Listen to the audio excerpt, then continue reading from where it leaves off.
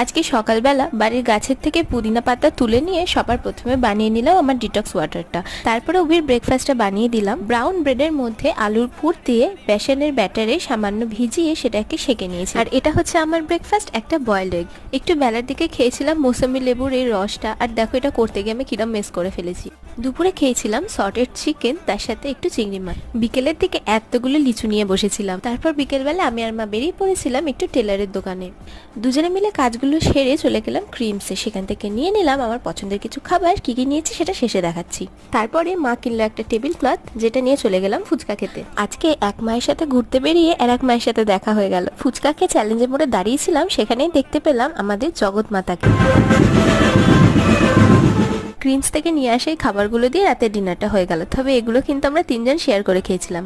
এই ছিল আজকের ভিডিও। ভালো লাগলো অবশ্যই একটা লাইক করে দিও। দেখা হচ্ছে খুব তাড়াতাড়ি পরের ভিডিওতে।